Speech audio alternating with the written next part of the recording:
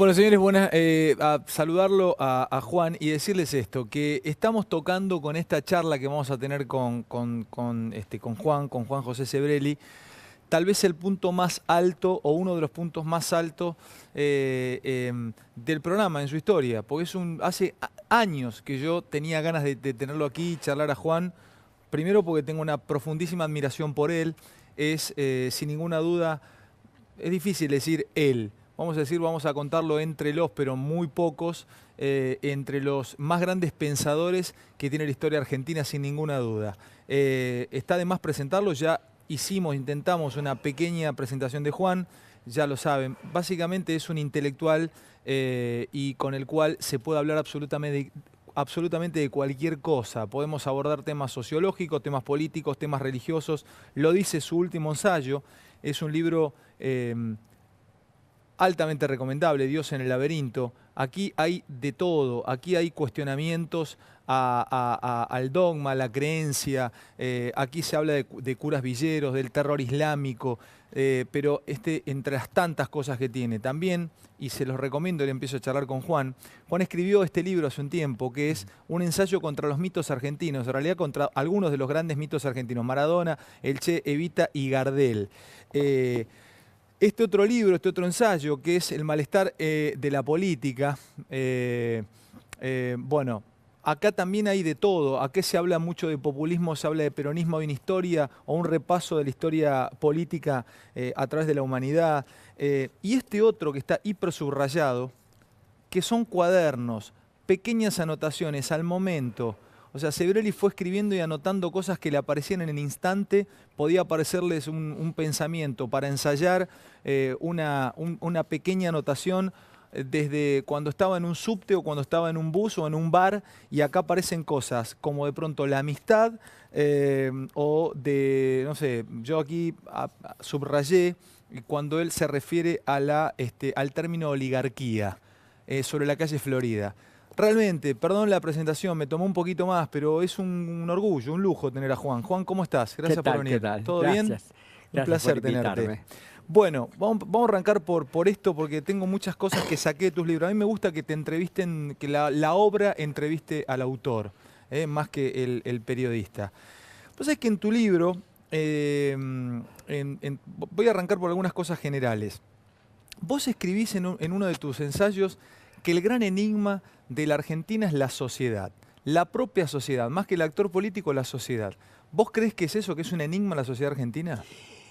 Creo que es el protagonista fundamental, porque siempre se responsabiliza a los políticos de los mal que nos ha ido en el último siglo prácticamente. Y los políticos reflejan a la sociedad. El político Todos refleja han, la si- sociedad. todos han sido los partidos políticos democráticos han sido elegidos, obviamente, pero aún las dictaduras han sido elegidas. Todas las dictaduras han tenido un éxito al principio, después no, después todo el mundo se desliga. 1930, el primer golpe militar y la primera dictadura militar que hubo, llenó la Plaza de Mayo de gente. Hay fotos en cada sicaretas y demás. El 43, más o menos. Y bueno, el 43 surge el peronismo. El 55, hubo tanta gente en la caída de Perón como gente el 17 de octubre. Pero eso te hace casi ilegible o inentendible la sociedad argentina. O sea, es difícil comprenderla la sociedad argentina. ¿Otra sociedad por ahí es más previsible en otras partes del mundo? No sé si más o menos. El hecho es que lo que la vuelve tan voluble es que hay una mínima, una pequeña sector de la sociedad argentina que es, digamos, de populista, para poner un Ujú. nombre actual, y otra pequeña minoría que es democrática, y el 60% que no es nada, que no le importa la política. No es nada porque no le importa la política, le interesa otras cosas. ¿Y ese 60 La- oscila, Juan? y ese 60 oscila, y entonces depende de los dos polos que sepan atraérselo. Generalmente el populismo atrae más que la democracia, porque el populismo crea un relato épico que es muy atractivo. El populismo crea relato épico. Relatos épicos, es una epopeya contra enemigos, el imperialismo, la oligarquía. La democracia es más chata, digamos. Es decir, es más difícil que conmueva la Constitución o la división de poderes. Ahora, escúchame, Juan, yo te reitero, ¿no? Te he escuchado y te he seguido muchos reportajes que has dado. ¿Alguna vez te escuché declarar que hay cierto populismo, cierta idea populista atávica o inconsciente en el votante argentino? Que tal vez sea porque llevamos 70 años de peronismo, pero que es que hasta en el votante de Macri hay un gen populista en alguno. ¿Qué es eso? Y mira, el populismo existe antes que el peronismo. Yo te diría que el primer partido que hubo en la Argentina, el primer partido político, es el radicalismo. Y el primer líder político, Irigoyen. Irigoyen era un populista. El radicalismo se divide en dos. Una ala populista, la de Irigoyen, y una ala democrática, la de Alvear. Sí. Pero lo que ha predominado es la de Irigoyen. La gente se olvida. Irigoyen era populista. Irigoyen despreciaba profundamente la división de poderes. Nunca quiso pisar el Congreso. No pisaba el Congreso porque lo despreciaba. Fue el primero en hablar del adversario político como del enemigo político. Ya estás incomodando a algún radical del otro lado, o sea que nos están viendo en toda la Argentina. Pero la otra mitad es la mitad democrática. Yo te digo, yo sí hablo mal del radicalismo, casi siempre, y he escrito mal, pero termino votándolo siempre al radicalismo. Como el mal menor. Por el mal menor, siempre, desde mi primer voto, que fue por Balbín, hasta, bueno, ahora, por suerte, tengo en cierto modo también los votos a los radicales, porque están dentro del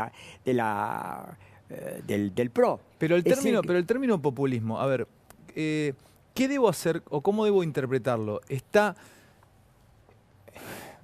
mal el populismo? O sea, ¿qué es el populismo? ¿Es algo condenable el populismo? Para mí sí, porque es lo contrario de la democracia. No puede haber populismo, un populismo democrático. El populismo sustituye al partido político por el movimiento. El populismo, déjamelo pensar, sustituye al partido político por el movimiento. El partido político, la palabra misma lo dice, es una parte del país. El populismo pretende representar a toda la nación y a todo el pueblo. Y a través no de un partido, sino de un caudillo, de un líder, como se lo llame, de acuerdo a las épocas. Eso es contrario a la democracia. Es decir, el peronismo, si quiere democratizarse, tiene que empezar por convertirse en un partido. Estuvo a punto, lo intentó, Perón nunca quiso un partido, Siempre quiso un movimiento. El movimiento. Él no quería, el partido era una organización del Estado, burocrática al servicio del Estado, nada más. El primer intento fue cuando, con la caída de Perón, obviamente y el triunfo de la democracia en el 83, intentaron ser un partido. Los primeros años del alfonsinismo se comportaron correctamente como un partido de oposición, apoyaron al presidente opositor Alfonsín cuando hubo un intento de golpe de Estado, estuvo bien. ¿Cuánto tiempo duró? Cuando Alfonsín trastabilló, se lo devoraron. Volvieron a hacer lo que fueron siempre. O sea, volvieron a hacer... ¿Hay algo de salvajismo cuando Sí. Es decir que yo no creo que haya que borrarlo del mapa. Hay peronistas individualmente muy inteligentes, honestos. Yo tengo algunos, gente con la cual hablo, pero como movimiento, como conjunto, no puede. Escúchame una cosa, ahora, al peronismo lo termina venciendo al último peronismo, en estas últimas elecciones, termina ganándole Cambiemos. Yo no sé cómo definirlo, que quiero pedir una mirada de Cambiemos, porque, a ver, es partido político, es un conjunto de partidos políticos, es movimiento, no es movimiento, sin embargo puso de rodillas el peronismo, le ganó en las de medio término, le ganó en las generales. A ver, explícame, para vencer un movimiento, ¿qué necesitas? Algo que todavía yo no tengo la explicación, para eso tengo un intelectual como vos. ¿Qué es Cambiemos? ¿Cómo lo ves? Bueno, lo veo como un intento de una democracia que no existe en la Argentina, desde la época de Alvear, casi. Para Juan, es que sos muy... Alfonsín sí, en los primeros tiempos, pero Alfonsín... Pero ¿por qué no existe una democracia? A ver, explícamelo eso, bájamelo más a tierra. En qué te basas, Juan, para decir no existe una democracia? La sociedad argentina da la impresión de que es culturalmente populista y no democrática. La ha empujado, la ha impulsado a eso los distintos gobiernos. No nos olvidemos que es un país gobernado por dictaduras militares o por gobiernos civiles, empezando por Irigoyen, que era un gobierno populista. Ujú. Alfonsín fue el primer intento de democracia que hubo en el país. Ujú. Después de Alvear, que fue el último presidente democrático que duró, la democracia duró 15 años en realidad, hasta el golpe del 30. Alfonsín representa justamente al radicalismo porque está dividido en dos. Hay un Alfonsín democrático, profundamente democrático, que respetó por primera vez en la historia argentina las libertades civiles, ¿no? Fue una cosa inédita en 60 años, es más de medio siglo, y por la desmilitarización del país. ¿No? La Junta, el proceso de la Junta fue una cosa inédita totalmente. Eso es impecable y hay que reivindicarlo totalmente. Lamentablemente, en otros aspectos, mostró la hilacha populista, cuando quiso crear el tercer movimiento histórico. Irigoyen, Perón, Alfonsín. Perón, Alfonsín, eso es un disparate. Eso es un disparate para vos. Eso es un disparate total. Para mí es un disparate porque es mezclar el populismo, que es autoritario, y no democrático, como ya dijimos, porque el movimentismo no es partidario ni de los partidos ni de la división de poderes, con la democracia. Eso es imposible. La prueba está de que el populismo terminó tragándoselo a Alfonsín. Ahora, vos sabés que el otro día te leía y vos decís, la inflación termina siendo una de las bases del populismo. Y me puse a analizarlo. Y dijiste, la inflación nace en el 50, nace en el... Absolutamente, es una bien fecha. Es una fecha. El famoso discurso de Perón, el 50, cuando dijo burlonamente, ¿quién de ustedes vio alguna vez un dólar? Se reía. Nadie había. Ahora no lo puede decir eso porque todo el mundo sabe mirá, tiene bien presente mirá cómo hiciste el paralelismo y cómo justificás, intentás ensayar o decís, la inflación es una especie de... es fundamental para el populismo y va ligado al corto plazo. Porque yo no puedo pensar en largo plazo. Vine hace una semana y media, estuve en Nueva York, estuve en Estados Unidos por una cuestión de estar premiado y tuve que ir allí a una fiesta y me puse a hablar con un muchacho argentino que compró un departamento a 30 años y el auto sacó un auto de $100.000 para trabajar porque es remisero, lo sacó con $1.400. Dice, lo voy a pagar a 12 años al auto. Ilógico pensar en Argentina que alguien puede ir con 1.500 pesos a sacar un auto. Bueno, entonces, la Argentina, la cultura del trabajo y la cultura del ahorro era característico de la Argentina de tu generación, por ejemplo. De mi generación, claro, cuando era chico, por supuesto. Uh-huh. En el colegio primario nos regalaban una libreta de ahorro y teníamos que comprar estampillas y pegarlas. Es interesante. Y eso valía. Entonces el populismo, el populismo sin inflación se queda sin una espada importante. No, es que el populismo, la inflación y déficit fiscal son los dos males que trae el populismo. El cortoplacismo es eso. La subvención de una industria falsa, porque no tiene capacidad exportadora. Una industria que no tiene capacidad exportadora no es una industria que hace crecer al país. Es una industria nada más que para dar trabajo a la gente. Y la gente subsidian al empresario y subsidian al obrero. Eso no puede existir mucho tiempo. El auge de los populismos, de los varios que hemos soportado, dura 5 años. El primer populismo, que fue el más exitoso, el de Perón, no termina en el 55 cuando Perón lo voltea, termina en el 48, 49, 50. Ahí empieza la crisis evidente porque el plan de austeridad, el pan desaparece, el pan negro, que era más barato, el auge empieza el aumento de los precios, empiezan las huelgas de obreros que no les alcanzaba. La gente se olvida de eso. Y Perón, que era muy, muy vivo, muy inteligente en ese sentido, cambia de política sin decirlo. Se vuelca en cierto modo a la forma de liberalismo al uso nostro, digamos.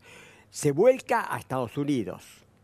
Lleva a Milton Eisenhower, hermano del presidente, lo lleva al balcón de la Casa Rosada. Pero al mismo tiempo sigue hablando contra el imperialismo yanqui. Es decir, se desdobla en dos completamente. Sigue con la misma propaganda de antes, pero con otra política. Abandona la industrialización forzada y se vuelca hacia el campo. Hay un famoso reunión con los agropecuarios en el Teatro Colón. Es decir, que todo lo contrario. Pero ya era demasiado tarde. Ya era demasiado tarde y cae. Juan, escúchame. El contrato con la California, es decir, que era un Perón pro-yanqui. Todo lo contrario de lo que se cree. Tengo en este libro, voy pasando por algunos de tus trabajos, en el malestar de la política, o de la política, perdón, tengo muchas cosas subrayadas. Ahora, yo no sabía y lo aprendí con vos. Sí.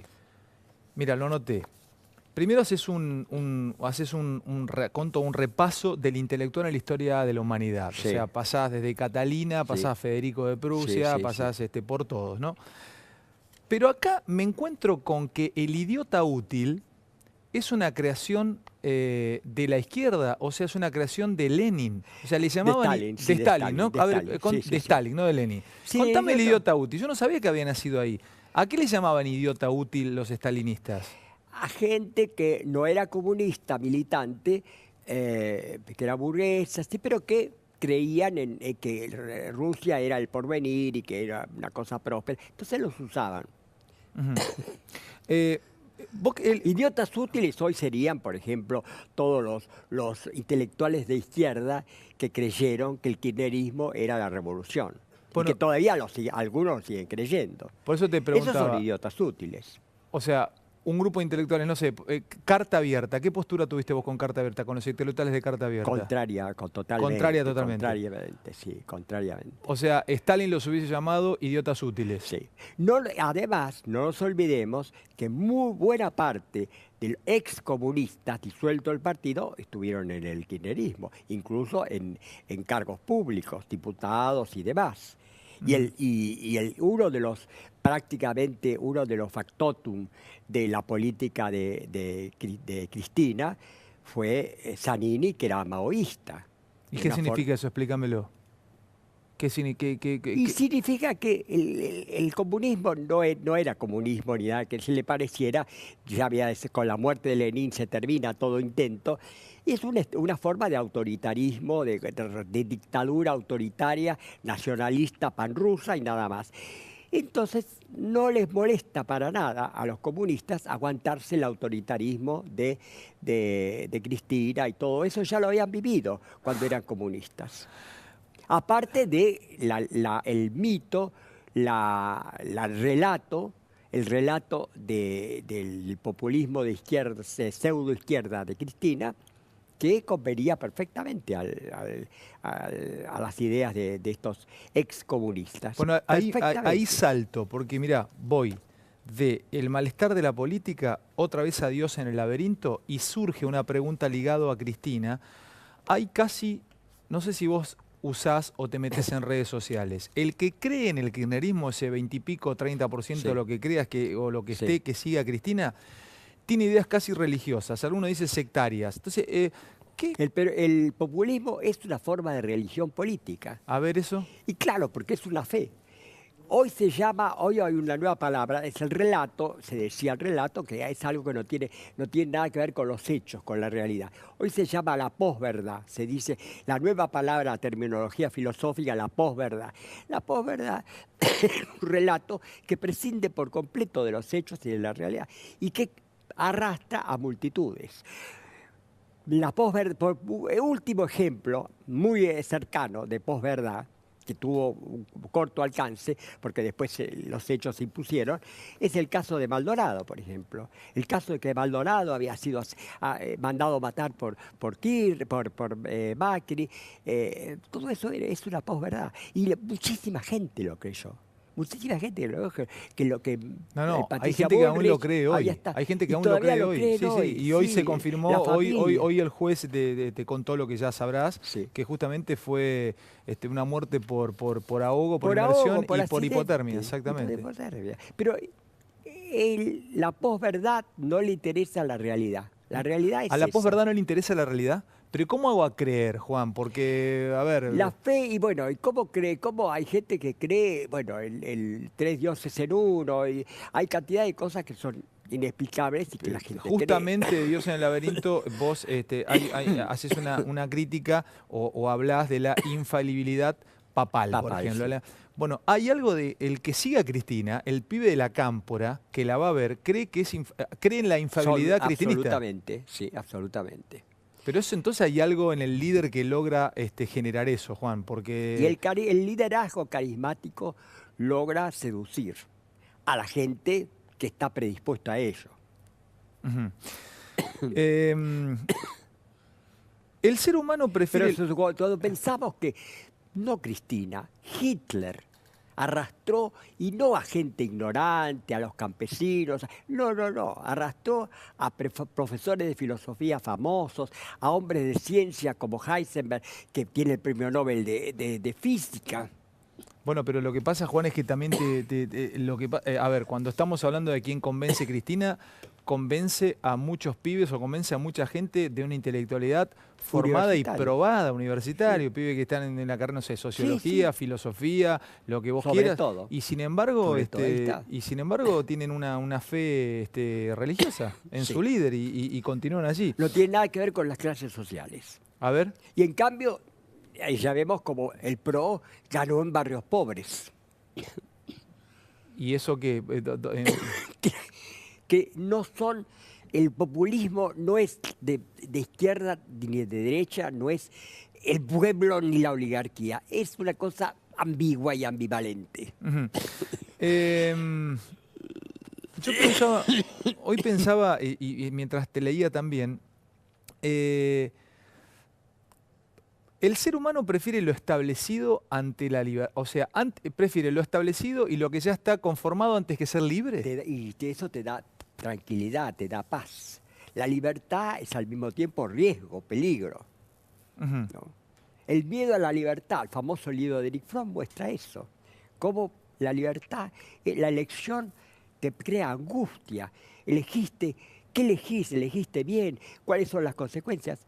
El tipo que cree ya en algo que está prefijado no tiene ningún problema. ¿Y ahí se basa un poco la religión?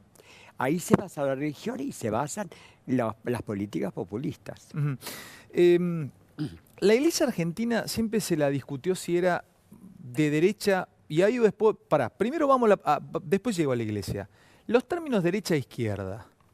A mí Durán Barba, por supuesto, no se puede comparar con tu formación intelectual, Durán Barba, pero necesito escucharte a vos. El término derecha-izquierda, ¿es un término anacrónico? ¿No debo utilizarlo más, Juan, o aún se puede utilizar?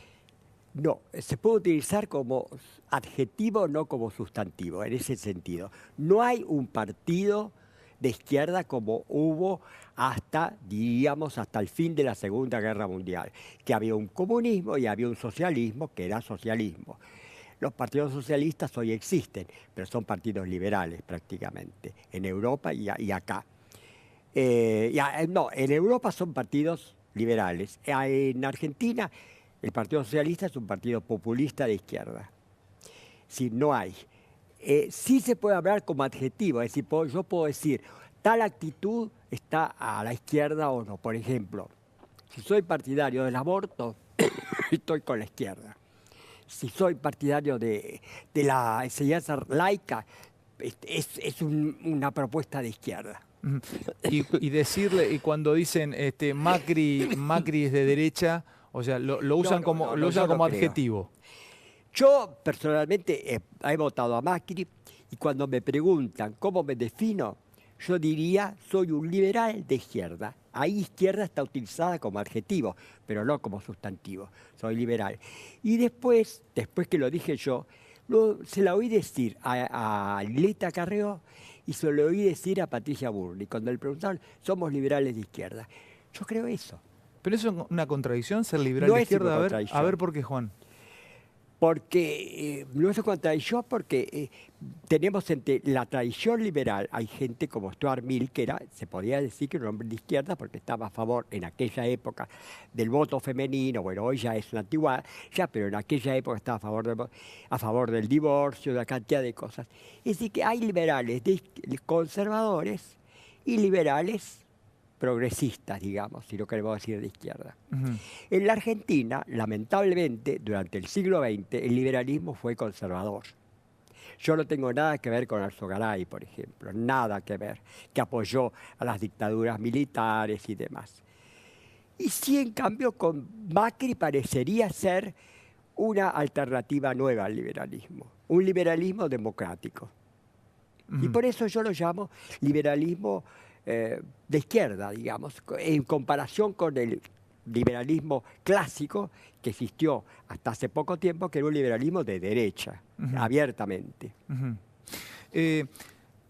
Para vos, ¿qué es Venezuela? No, Venezuela uno de su maestro, dicho por el propio Chávez, uno de sus maestros era Perón y el otro Fidel Castro. Es decir, un post-fascista como Perón, que siempre reivindicó el fascismo, y un post-estalinista como Fidel Castro. Eso es Y si mezclo esas dos cosas, ¿qué me da? ¿Me da un populismo o me da una dictadura? Te da una dictadura populista. No es una contradicción los términos, te da las dos cosas. Te da las dos cosas. Sí. La Iglesia argentina, tenemos a curas pro dictadura y tenemos al padre Mujica. Y bueno, sí, esa es la contradicción también de la Iglesia, es la grieta que existe en la Iglesia. En los 70 fue muy, muy clara.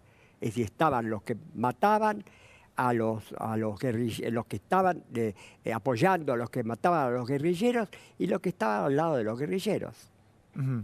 Típico. Ahora, mirá, tomo este cuaderno tuyo o cuadernos y acá haces bueno, ahora también el término de oligarquía, pero haces una revisión sobre la violencia de los 70 y decís, acá lo subrayé, lo marqué justamente con resaltador, guerrilleros y militares no es posible negarlo, dice Sebrelli, coincidían en muchos aspectos, en su repudio a la democracia y al sistema de partidos, y sobre todo la legitimación de la violencia. El asesinato, sobre todo ahí coincidían, en legitimar la violencia. El asesinato era la ejecución de una sentencia dictada en nombre del pueblo, en caso de los guerrilleros, y fundamentada en el orden y la defensa de la patria en el nombre de los militares. En ambos casos, culto a la muerte. O sea, en algún punto eran similares. Tu mirada es que guerrilleros y militares y milicos eran lo mismo. Eran lo mismo. Y la prueba está de que algunos habían sido compañeros y amigos, en el caso de Mujica, que se reunía con Firmenich en una iglesia donde estaba el maestro de todos ellos, que era el cura, un cura famoso, ahora no me acuerdo el nombre, un jesuita famoso. Sí, en algunos casos eran hasta amigos. Pero escúchame, si yo sigo, y permitime seguir una pequeña línea histórica, hubo en la última década un renacimiento o se admiró a cierto setentismo, sobre todo las formas, se utilizaban términos setentistas, volvieron otra vez a aparecer nombres de la década de 70. Bueno, si eran parecidos guerrilleros y milicos, me imagino que deberían sentirse absolutamente mal muchos kirchneristas que sacaron banderas setentistas cuando ante la mirada tuya de un intelectual era casi no lo mismo, pero se parecían en sus formas. O sea, terminaron alabando a aquello que ellos tanto odiaron, que fue justamente lo que combatían. Sí, bueno, pero los setentistas del año 2000, no son setentistas, no habían nacido en los 70, es los 70 inventados por los Kirchner.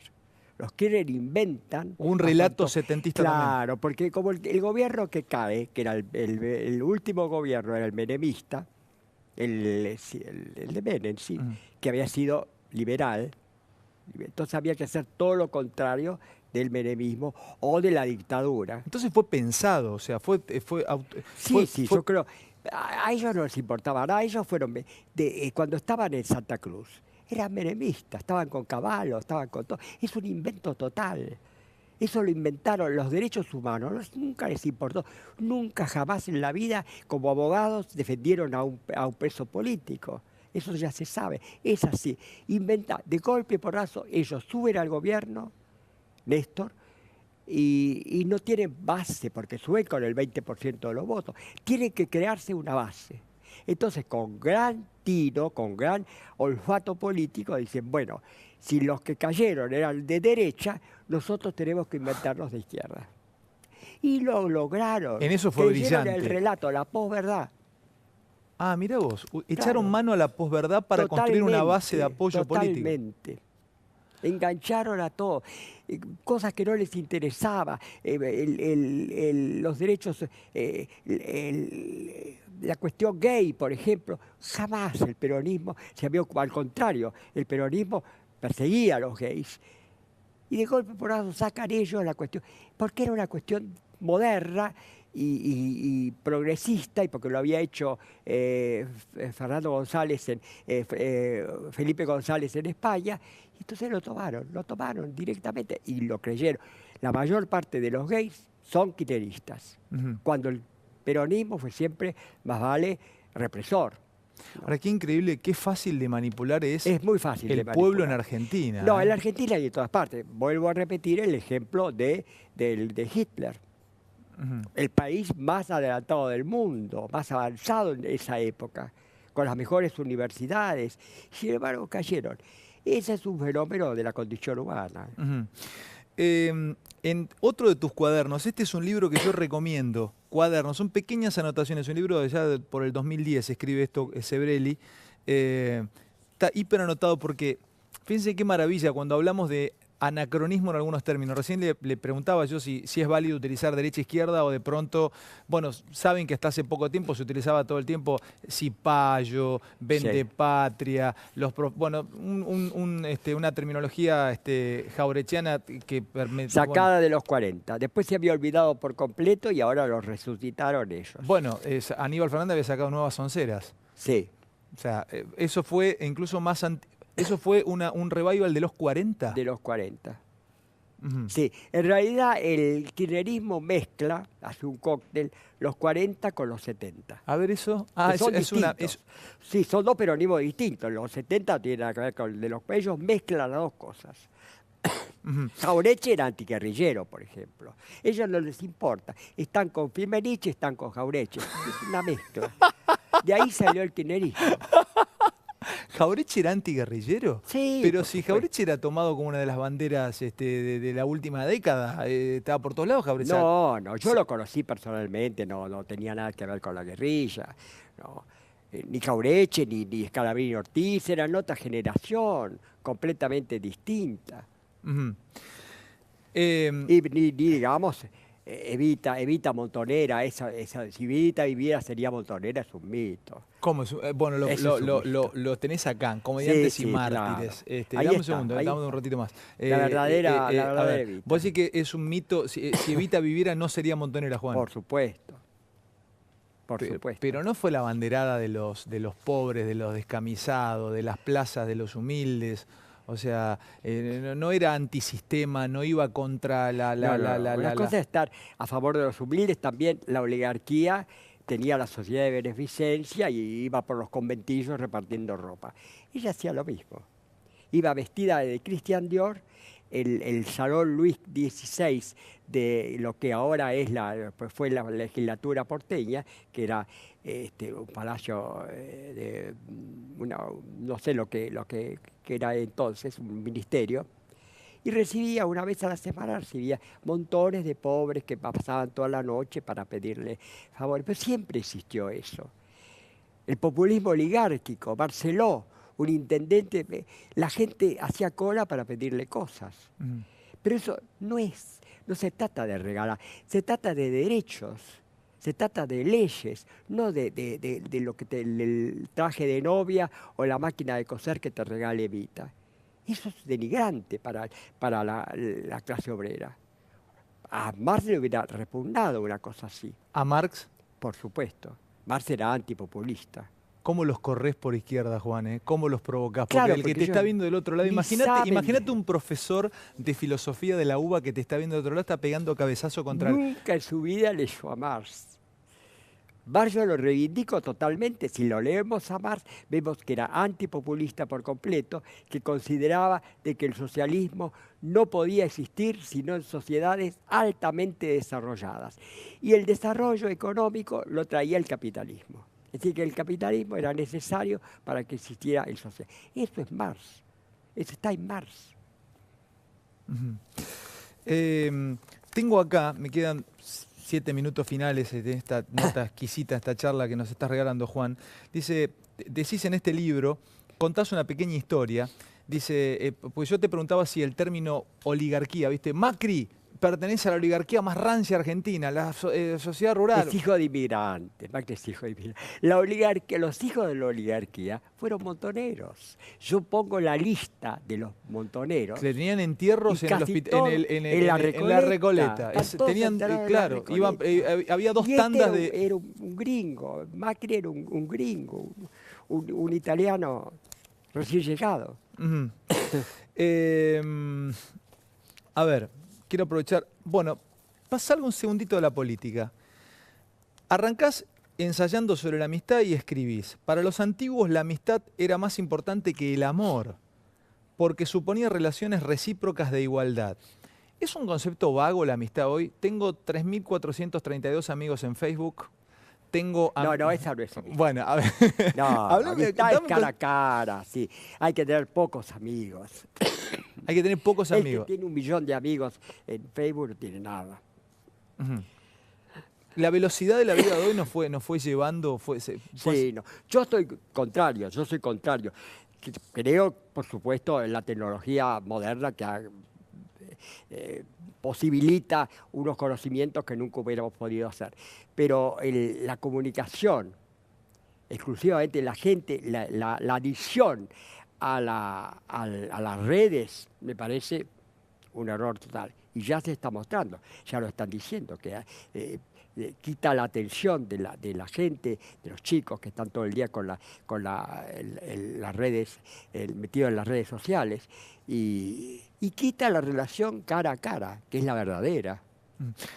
Voy a dejar para el final, en estos últimos minutos, esta obra de arte de Juan. Yo sé que este libro mañana es un ensayo, es La Era del Fútbol, un libro allá de los 90 de Juan José Sebrelli. Aquí está. ¿Te lo tomo acá, en la 1? Ah, ahí está. Acá está. Dame un minuto final para hablar de este libro. Y acá te pongo 2 nombres sobre la mesa, Juan, hablando de la era del fútbol. Tenemos a un ídolo futbolero como Messi, un ídolo de la modernidad, un ídolo de redes sociales, un ídolo de la PlayStation, de juegos virtuales, contra un ídolo, o no sé si contrapuesto, pero dos grandes ídolos futboleros, Maradona. El del tren del Alba con Chávez, el hombre que reivindica un pensamiento político. A ver. Maradona es el típico representante del populismo de su época, o sea, anacrónico por completo. Anacrónico por completo. Maradona sí. Maradona sí. Pero sin embargo sigue siendo una bandera, Juan, sigue siendo una bandera, te digo como hombre futbolero. Donde vas, sí, tal vez el que es un poco más grande. Vos te tomás un taxi en cualquier lugar del mundo bueno, ahora ya también mucho por Messi. Por Messi. Yo te digo que los más grandes yo he atacado a mucha gente que son ídolos. Evita, por ejemplo. El Che. El Che. Nunca he tenido realmente. el que me han insultado por la calle, me han gritado, ha sido por Maradona. ¿Y qué? Yo creo que Maradona es mucho más que Evita, que el Che Guevara y que Gardel y que cualquier otro. Maradona. Ujú. Últimamente no tanto. Y Messi. Te digo cuando salió el libro. ¿Y Messi?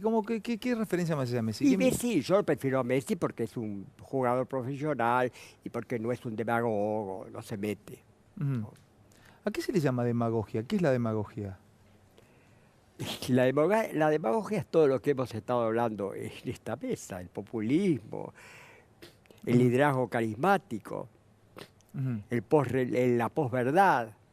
Vos sabés que vos en tu libro de cuadernos, o en cuadernos, haces o hiciste una anotación, hiciste un pequeño ensayo sobre el entrar, el comenzar o el entrar. Sí. Y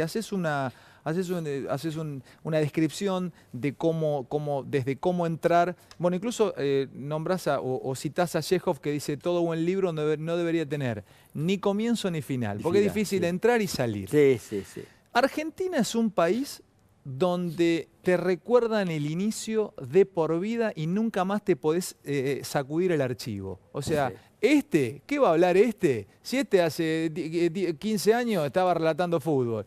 Macri, ¿qué va a hablar Macri? Si Macri hace 17 años era el presidente de Boca. ¿Qué pasa con Argentina y el comienzo? Sobre todo en política, ¿viste? O sea, no te lo dejan de recordar nunca. O sea, lo que vos hiciste hace 23 años o 25 años es como que te ponen un sello. Pero a vos también te pasará. Totalmente, Cambiaste de pero programa. es Y así, la Juan, y gente- estoy charlando con vos. Vos entendés que yo hace 10 años estaba charlando con Ricardo Ford, es un gusto para mí. Darme cuenta, estoy acá con vos, te marca decir, pero mira dónde llegó el programa y dónde me ha cambiado la carrera. Pero contame qué pasa en Argentina con ese sello que te ponen y que no te puedes sacar Son más. estereotipos. Ujú. Son estereotipos. El hombre es un ser flexible, laxo. Es libre de Ujú. cambiar. Yo creo que Macri ha cambiado mucho. Ujú. Yo era muy prejuicioso. En una época, yo era muy amigo, ya lo conversamos, de Carrizo, De que era Antonio, a sí. su vez muy amigo de Macri, cuando Ujú. Macri estaba en Boca. Sí. Muchas veces Macri quería, a través de Antonio, quería comer conmigo, conversar. Y yo fui un sectario al respecto. Nunca, no, digo, ¿qué voy a hablar yo con un director de Boca? Yo era un sectario. Hoy me arrepiento porque hubiera conocido un Macri que no es el de actual. Después finalmente lo conocí, pero ya en la... ¿Vos crees en que la se ha nueva construido como mejor político? Sí, ¿Ha crecido? sí, Ujú. totalmente. Igual, de cualquier manera, yo nunca hablo de procesos que están en movimiento. No sé cómo va a terminar. Te hago la última pregunta con respecto a Macri. Otra cosa que se dice, comparado con lo que estaba, los que estaban eran hiperformados, Sí. intelectuales, tipos construidos, abogados, y este es bruto. ¿Viste? Es lo primero que se lo trata de correr por ahí. Nada, Macri... Es un ingeniero.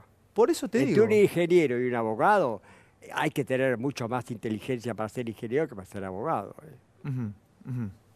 Los radicales son todos abogados. Con respeto, lo digo, con respeto. O sea, ¿vos crees que la empiria de un ingeniero puede ayudar a gobernar mejor? Podría Sí. ser.